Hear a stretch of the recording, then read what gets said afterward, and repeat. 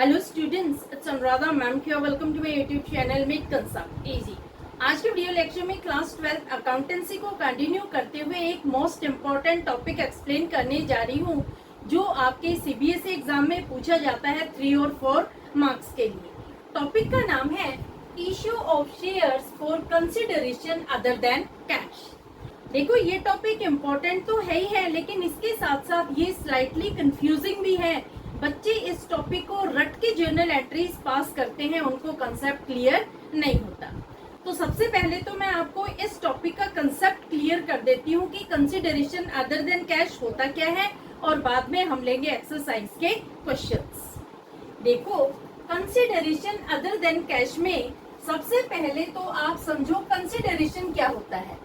Consideration को accounting language में कहते हैं भुगतान। भुगतान यानी पेमेंट। अदर देन कैश का मतलब होता है नकद के अलावा। नकद के अलावा यानी यहाँ पर कैश का कोई यूज नहीं होता।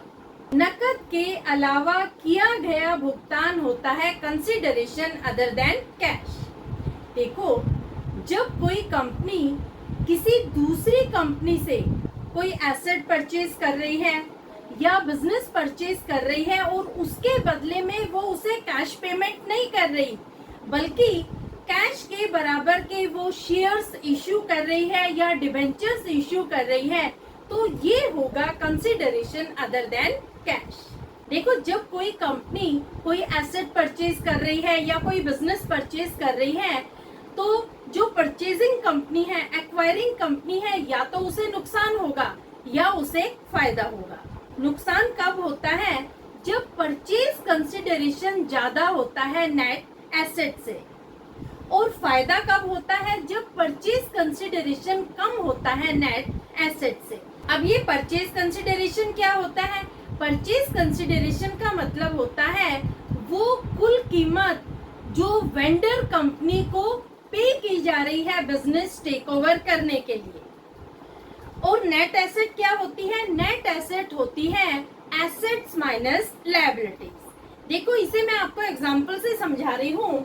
सपोज दो कंपनी है, company A and company B.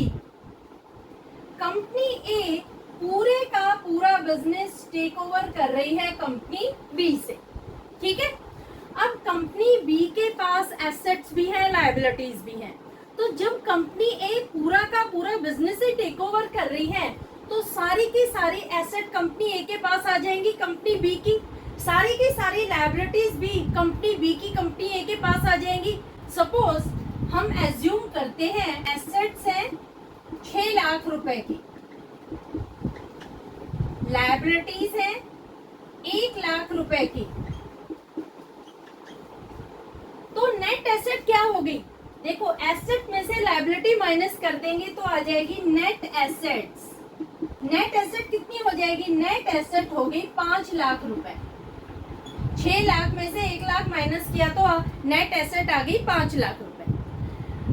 अब देखो, जो कंपनी ए है वो परचेज कंसिडरेशन दे रही है कंपनी बी को। परचेज कंसिडरेशन कितना दे रही है? परचेज कंसिडरेशन सपोज दे रही है 6.5 लाख रुपए। अब देखो, यहाँ पर परचेज कंसिडरेशन ज्यादा है नेट एसेट से। परचेज कंसिडरेशन कितना ज्यादा है? 1.5 लाख रुपए ज्यादा है। जो कंपनी ए पेमेंट कर रही है कंपनी बी को, वो 6.5 लाख रुपए की कर रही है, लेकिन उसे नेट एसेट मिली है 5 लाख रुपए की। यानी ये सौदा करने में कंपनी ए को नुकसान हुआ है। कितना नुकसान हुआ है? नुकसान हुआ है 1.5 लाख रुपए का। ये जो 1.5 लाख रुपए का नुकसान है, इसे हम गुडविल अकाउंट में डेबिट करेंगे। ये आप ध्यान रखना, क्वेश्चन में यही कंफ्यूजिंग चीज आती है, बच्चों को समझ नहीं आता है कि जो डिफरेंस आता है परचेज कंसिडरेशन और नेट एसेट के बीच में, वो गुडविल है या फिर कैपिटल रिजर्व। तो देखो, अगर परचेज कंसिडरेशन ज्यादा है तो वो हमेशा लॉस होता है, और लॉस को हम डेबिट करते हैं। इसे हम दिखाएंगे गुडविल अकाउंट में डेबिट साइड। क्लियर? अब इसका अपोजिट हम समझ लेते हैं। अपोजिट में सपोज एसेट है यहाँ पर 6 लाख की, लायबिलिटीज है 1 लाख की, नेट एसेट आ गई 5 लाख की। लेकिन यहाँ पर जो परचेज कंसिडरेशन है वो है 3.5 लाख रुपए का। यहाँ पर परचेज कंसिडरेशन कम है नेट एसेट से। इसका मतलब क्या हुआ कि जो बिजनेस परचेज किया गया है उसमें फायदा हुआ है। कितना फायदा हुआ है? 1.5 लाख रुपए का फायदा हुआ है। और जब कंपनी को फायदा होता है तो उसे क्रेडिट किया जाता है कैपिटल रिजर्व अकाउंट में। तो जो फायदा होगा वो हम दिखाएंगे कैपिटल रिजर्व अकाउंट में। ये क्रेडिट साइड हम दिखाएंगे कैपिटल रिजर्व अकाउंट। ये इंपॉर्टेंट चीज है क्योंकि जब आप कंसिडरेशन अदर देन कैश के क्वेश्चन करेंगे तो आपको या तो गुडविल दिखानी होगी डिफरेंस में या फिर आपको कैपिटल रिजर्व।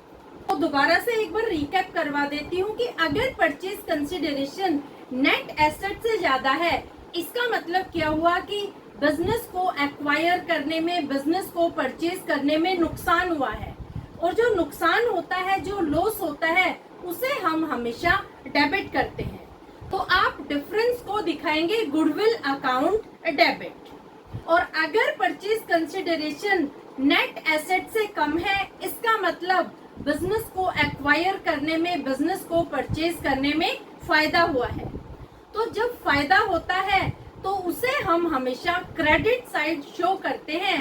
तो जो बैलेंसिंग फिगर होगा उसे आप क्रेडिट साइड दिखाएंगे कैपिटल रिजर्व अकाउंट। अब देखो, क्या आपने कभी सोचा कि जो वेंडर होता है वो कैश के अलावा शेयर्स क्यों एक्सेप्ट करता है?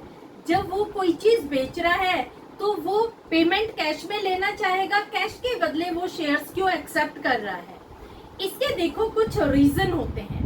पहला रीजन क्या है कि जो वेंडर है उसे कंपनी में ओनरशिप मिल जाती है। जब वो शेयर्स एक्सेप्ट करता है तो वो बिजनेस का शेयर होल्डर बन जाता है।